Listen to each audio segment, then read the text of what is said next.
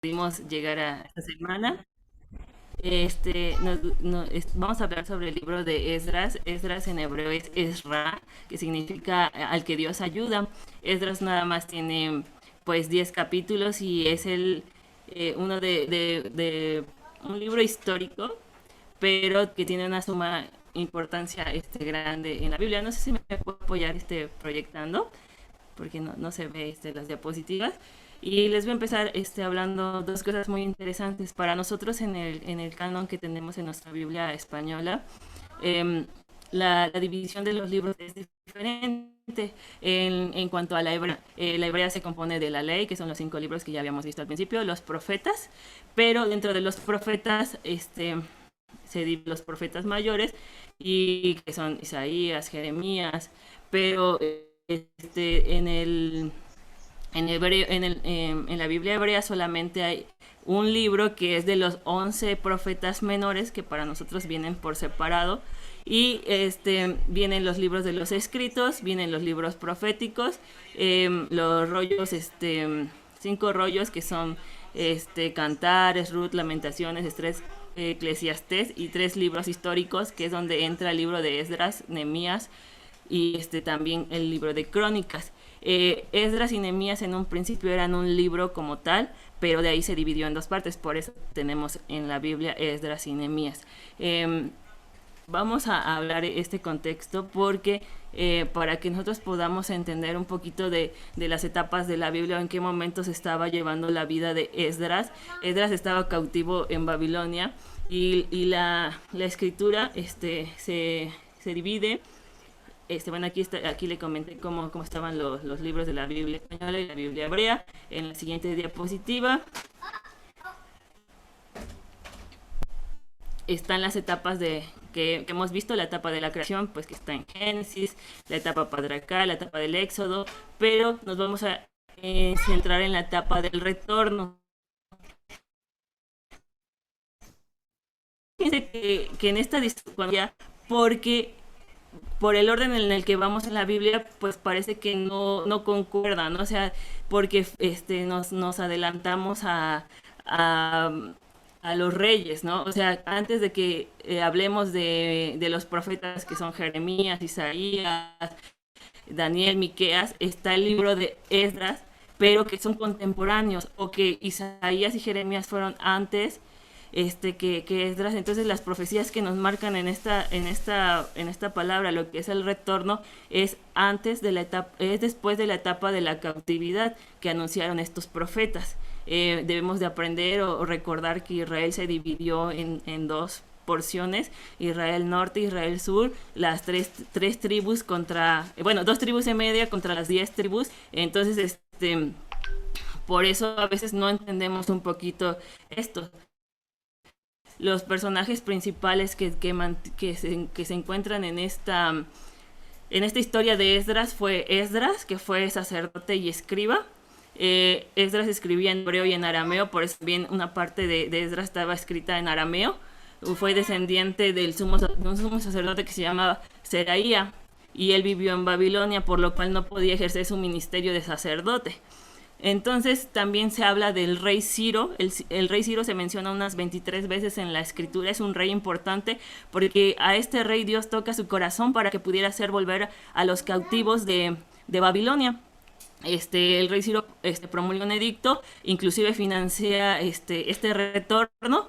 Y también se habla de Zorobabel. Zorobabel era un rey de Judá. Cuando regresan los cautivos en tres porciones diferentes, regresan a Zorobabel. Es el que ahora va a ser el nuevo rey de Judá, y él tiene una parte importante también dentro de la reedificación del segundo templo. Yo lo dividí en dos partes el libro de Esdras. La primera, el periodo bajo la dirección de Zorobabel, que abarca del capítulo 1 al capítulo número 6. Y en esta dirección pues está la promulgación del decreto del rey Ciro, perdón, el retorno. No solamente pone en el corazón del rey Ciro el volver, sino también en el pueblo, porque dice que el pueblo empieza a querer volver a a Israel para poder hacer la reedificación del templo. Y no solamente hay gente que vuelve, hay gente que se queda en Babilonia, pero esta misma gente es la que apoya a la financiación de que esto se logre. En los primeros, del 1 al 6, quedan también Ciro regresa lo que se habían robado del primer templo, lo que le había quitado a Nabucodonosor, y también en nuestros primeros 6 capítulos pasa algo importante. El pueblo hace teshuvá. ¿Y qué es la teshuvá? El retorno a la Torah, el retorno a los mandamientos. Se vuelven a encontrar rollos de la Torah y se dan cuenta que lo que estaban haciendo estaba completamente mal. El pueblo ya una parte se había asimilado a Babilonia, y los que habían quedado en Israel se habían casado con otras mujeres, tenían hijos que ya no pertenecían como tal a la congregación, y ya no hacían lo correcto, sino que cada quien pues tenía su propia ley, pero no era la ley de Dios. Entonces en estos capítulos se nos marca algo muy importante para el judío, que se vuelven a leer los libros y vuelven a celebrar una fiesta muy importante, que es la de tabernáculos, donde el pueblo vuelve a recordar estas fiestas, y empieza no solamente a volver a guardar la Torah, sino que se empiezan a contar quiénes realmente era parte del pueblo, quién había sido parte de una mezcla, quién no era, quién no se le había identificado un linaje, y esto pasa en estos primeros 6 capítulos. Cuando echaron los cimientos del templo, dice que hacen una gran fiesta, porque los sacerdotes se vuelven a poner el efod, vuelven a hacer tumín y tunín, y vuelven a hacer las ofrendas para Dios, porque ya no se habían hecho. Dice que también cuando el templo termina la reconstrucción del templo, celebran ahora la Pascua. Entonces entre el capítulo 1 y el capítulo 6 hacen dos fiestas, y fíjense que estos capítulos, cuando nosotros los leemos y que no los entendemos, pero nos habla a despertar nuestro corazón, a volver al estudio de la Torah, a volver a abrir los rollos, a volver a entrar en el Pentateuco, para recordar lo que Dios quiere de nosotros como pueblo. Y de ahí vamos a la etapa bajo la dirección de Esdras, que es del capítulo 7 al 10. Aquí son en 3 capítulos. Dice que Esdras se pierde como por un periodo de 70 años, donde no se sabe lo que él realmente estaba haciendo, pero que cuando aparece Esdras, Esdras siempre había amado la ley de Dios, y a él inclusive se le atribuye la escritura de los libros de Primera y Segunda de Crónicas, y también dice que él fue el fundador o el que organizó la primera sinagoga, porque recordemos que cuando no había templo no había donde congregarse. Entonces Esdras fue un pionero para que la comunidad volviera a juntarse, para que otra vez hubiera un lugar donde hubiera una casa de estudio, donde nuevamente pudieran abrir las escrituras, se pudiera leer la palabra de Dios y poder guardar los mandamientos. También fue iniciador de una de las escuelas de los escribas. Los escribas pues son las personas que se dedican a hacer vuelven a escribir la escritura, pero los escribas deben de estar certificados, porque cada palabra que se menciona en la Torah tiene que tener una letra precisa y no se debe de confundir, para que las personas pues que la lean sepan exactamente lo que dice. Esa era la función de un escriba. También toma su papel de sacerdote, y también gracias al apoyo, se nombra ahora de Artajerjes, gracias al apoyo de Artajerjes, Esdras puede retornar a Israel.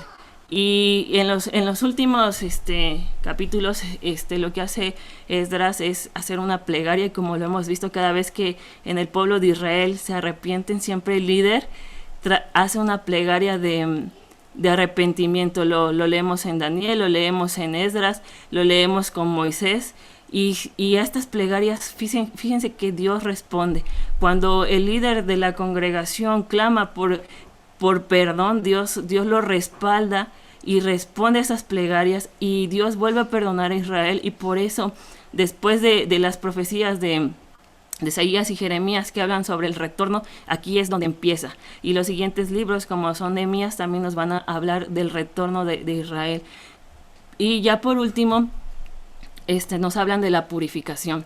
Ahora que el pueblo leyó la Torá, ahora que el pueblo volvió a regresar a hacer teshuvá, es necesario que se purifiquen y es necesario que quiten aquello que ha estado contaminando sus vidas. En este caso piden que los hombres den carta de divorcio, que se separen de las mujeres con las que se habían juntado, inclusive que a sus hijos que no son parte del pueblo sean expulsados. Y dice que una parte del pueblo responde, otra parte no lo quiere así.